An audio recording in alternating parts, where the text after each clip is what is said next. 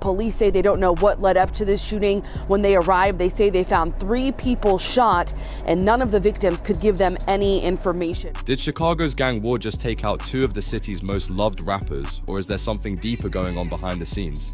Fans woke up to heartbreaking news. 2 young rappers, Monajuk and Youngin, were shot and killed outside a bar in Chicago's Edgewater neighborhood. The city is once again mourning, and O Block, one of the most well-known areas in hip-hop, is in pain. How did we get here? Why did this happen? And who might be behind this? There are so many questions, and today we're going to break it all down. From the scene of the shooting to the rumors about gang ties, and even the reaction of family and fans. This is the full story of Monajuk and Youngin's tragic end. But before we get into it, make sure you hit that like button, subscribe to the channel, and leave a comment down below. Scene of the crime. It was early in the morning when shots rang out in Edgewater, a quiet neighborhood in Chicago. A bar had just closed and people were leaving after a night out, but that's when it all went wrong. Witnesses say masked gunmen were waiting outside. As people walked to their cars, the shooters opened fire. Chaos broke out. Screams filled the air. By the time police arrived, it was too late. Monajuk and Youngin were already gone. A 3rd person was badly hurt and rushed to the hospital. A 36-year-old man was also shot and taken to Evanston Hospital, where he was in fair condition at last check. The attackers vanished into the night, leaving behind broken glass, bullet casings, and a city shaken to its core.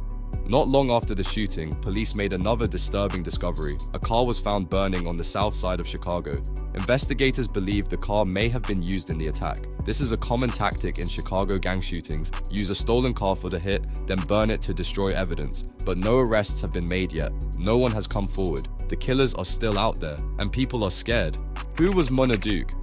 Monajuk, whose real name was Rashawn Vance, wasn't just another rapper. He was part of O Block, one of the most famous neighborhoods in hip-hop. It's the same place where artists like Chief Keef, King Von, and Lil Durk came from. Duke had a tough childhood and got in trouble with the law when he was just 14. He spent time in prison, but after getting out, he focused on music. He dropped songs like 10 to Day Zero, Quick Message, and Winnin'.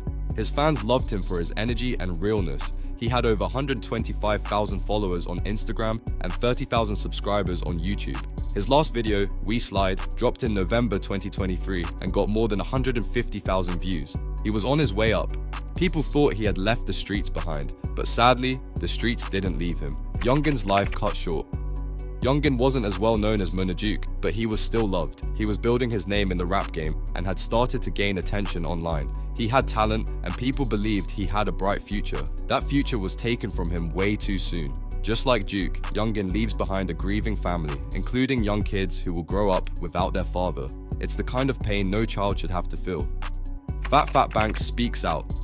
One of the people most hurt by this tragedy is Fat Banks, the mother of Monajuk's child. She also shares children with the late Defang, who was the brother of Lil Durk. She went on Instagram after the news broke and poured her heart out. She posted pictures of herself and Duke, remembering the good times. She didn't say much, but her pain was clear. Losing someone like that is hard enough. Losing 2 fathers of your children in the same violent way is almost unbearable.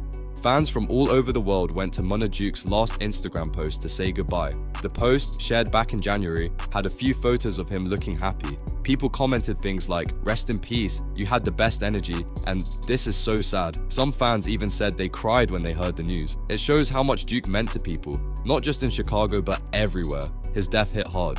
Now comes the big question, why did this happen? Some early reports say the shooting might be connected to problems between 2 gangs, Tuckerville and Smashville. These are 2 groups that have been feuding for a while. There's been a lot of violence between them over the years. If Monajuk and Youngin were caught up in that beef, it could explain the shooting. But so far, police haven't confirmed anything. It's all just rumors for now. What we do know is that the shooting was targeted. The killers knew who they were looking for. This wasn't random. Durk's murder for hire case.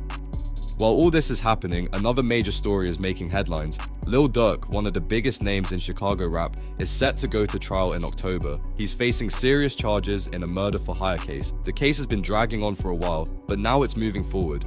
Grammy Award-winning Chicago rapper Lil Durk is facing new charges in a murder for hire plot. Chicago-born rapper Lil Durk appeared before a federal judge in Florida this morning. He was arrested there Thursday in a murder for hire plot. Some people wonder if there's any connection between that case and what happened to Monajuk and Youngin. After all, they were part of the same circle. But again, there's no proof, just speculation. Still, it adds to the drama and mystery surrounding this case.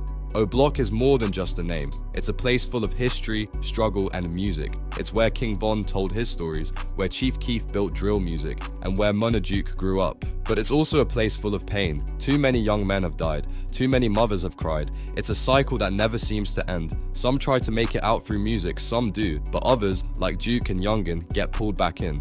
Monajuk's family life. Duke had 2 siblings and was raised by his parents, Daisy Gaydon and Clarence McCary. He went to Dulles Elementary School and had close bonds with Von and Keith since they were kids. Music gave him a voice, a way out. He touched people through his lyrics, his videos, and his story. He wanted better for himself and his kids. That's what makes his death so painful. He was trying to change. Chicago police are still investigating. They've asked anyone with information to come forward. But in Chicago, that's easier said than done. People are scared to talk. The streets have rules. Still, police believe the burned car could hold some clues. They're checking cameras, looking at phone data, trying to piece together the puzzle. But time is ticking, and so far, no arrests have been made. What happens next? So where do we go from here? For now, families are planning funerals, friends are mourning, fans are replaying songs, and the city is on edge. If the killers aren't caught, there's fear that more violence could follow. Retaliation is a real possibility. People are calling for peace, for unity, for change. But in a city that's seen so much bloodshed, hope feels fragile. This story isn't just about 2 rappers, it's about a city in crisis, about a culture of violence, about young men growing up with too few choices and too many guns. It's about families left with holes that can never be filled. Monajuk and Youngin weren't perfect, but they were trying. They were fathers, artists, friends, and now they're gone.